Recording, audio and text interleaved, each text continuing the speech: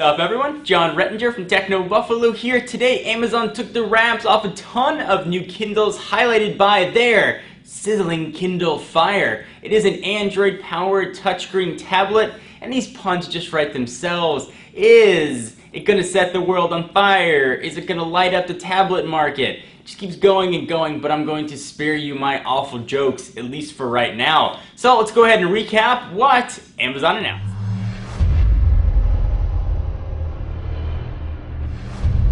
So I've got some notes in front of me. Generally I go note free, but there's a ton of stuff, as you can see, to cover. So if I look down, that's where it's coming from. Alright, let's start with the king, the Amazon Kindle Fire. Prices, that's what most people care about, is a sizzling, told you there'd be more bad jokes, $199. A pretty solid entry-level price point, but that's going to come with a few limitations.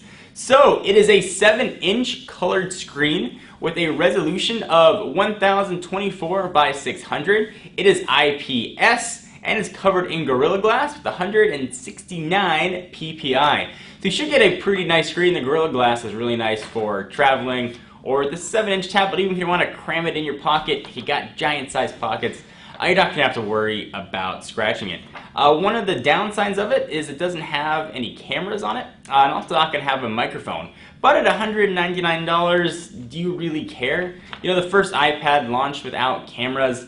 I don't use the camera on my tablet very often. For a price point of $199 to get what the Kindle Fire is going to do, I don't think that's really going to matter to consumers. But am I wrong? You know, let me hear from you. So it runs Android with Amazon's new bookshelf UI. It looks like a Kindle, but with the fancy screen. You can get access to all kinds of apps and stuff on there as well, you know, that you'd have with any Android tablet.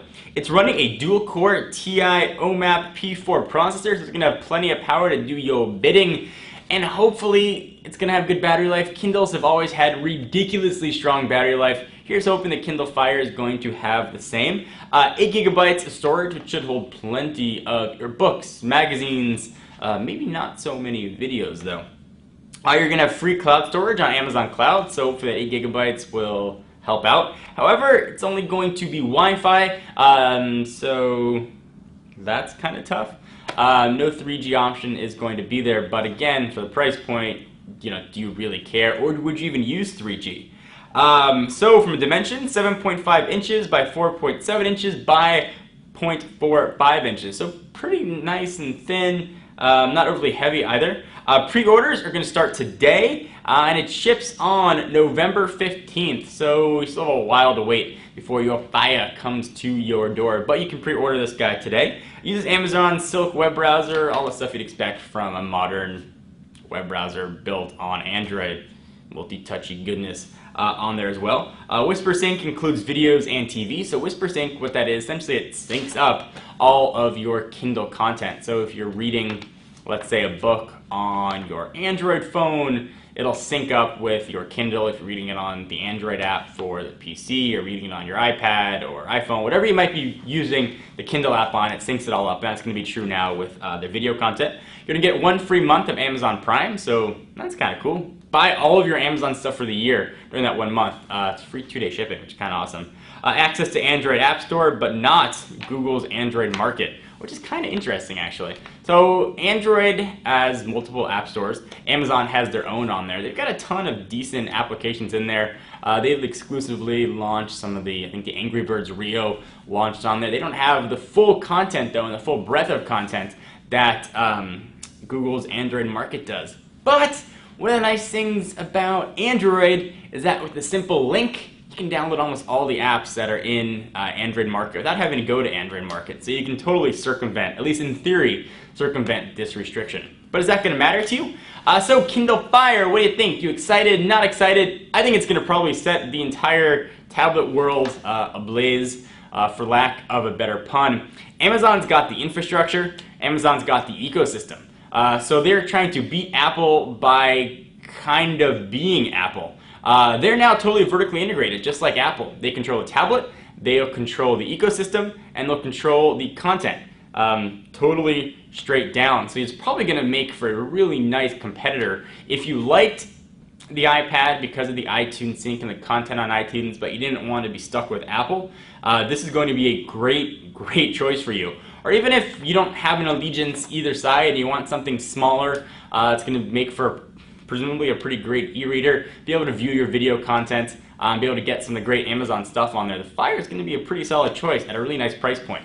But that's not the only tablet. I don't know why I'm pointing, that Amazon announced today. The next tablet they announced is the Kindle Touch, to the surprise of no one. Barnes & Noble has the Nook Touch, they had the Nook Color, so it seems like it was a natural progression for Amazon to make. $99 with advertisements, which, I don't know. $140 without advertisements, yay. And they don't like giant pop up all over your screen, they're little ones, kind of bars across the bottom. Would you want to save $40 to get some ads on your screen? Kind of curious what you guys have to say. I'm sure some will say yes, some will probably say no. So it's the same e-ink display we've known and loved. It's 6 inches, but it's all touchscreeny now. 4 gigs of internal storage, 3 gigabytes can be accessible to the user. 2-month battery, so to pull up a menu, you touch in the middle, touch the right side to turn pages, the left side to go back. It's a pretty standard touch interface. No keyboard on this guy. Everything's going to be done with your little fingers, including a on-screen keyboard there. You're going to have a new X-ray feature, which is kind of neat, that allows you to look up information about different facts in the book on Wikipedia instantly. So let's say you're reading about dinosaurs, and you want to know if the Tyrannosaurus Rex was really that big a badass. You can look up Tyrannosaurus Rex right on Wikipedia and it'll say on the front line, yes, Tyrannosaurus Rex was really that bit of a badass, even though he had these little arms, couldn't do much. I'm sure this is getting screen captured right now with all kinds of bad comments. Okay, bad joke. So that is the Kindle Touch. There's also a Kindle Touch 3G, which, surprise, surprise, adds 3G. $149 with advertisements, $189 without. Lifetime 3G in 100 countries. You don't have to pay for that 3G service other than when you buy it. There's no monthly contract. You buy it and you get the service. Presumably that's being powered by AT&T, but not confirmed on that. Everything else is the same as the Kindle Touch. That's not the only Kindle that got announced. We now have the regular Kindle. No more keyboard anymore on this guy though. Everything's done now with some menu options and toggling around. Did you use the keyboard on the Kindle? You can still get the old keyboarded Kindle, but you know, nothing's new in it. So the Kindle, $79 with advertisements, $109 without. Amazon, actually, let me back up here. The Kindle Touch and the Kindle Touch 3G, pre-orders start today and shipping is going to begin on November 21st, a little while away. So the regular Kindle, $79 with ads, $109 without. Amazon local deals will be on there, so you get local deals. No touch, no keyboard, like I mentioned. It's lighter, it's 5.98 ounces, free Amazon cloud storage, Wi-Fi, and it ships today. No more notes. Boom. So that was everything that we had in there. What do you guys think? You excited about the new Kindles? You're not excited about the new Kindles? Kind of curious what you guys have to say about all these. I'm personally excited about the Kindle Fire, the touchscreen Kindle. I don't know. I prefer buttons. It's easier. My grandfather, side story, loves the Kindle. He can use the Kindle, has an awful time using a computer, but somehow figured out how to use the Kindle on his own. He can click a button. I couldn't imagine trying to teach him how to use a touchscreen Kindle, but I don't know, maybe that's just me. Anyway guys, we'll have all these devices to cover for you as soon as we can get them in our hot little tech reviewing hands. I'm John Rettinger from Techno Buffalo. If you have any other Kindle Fire puns, leave them down below. I'll see you in the next video. Bye-bye.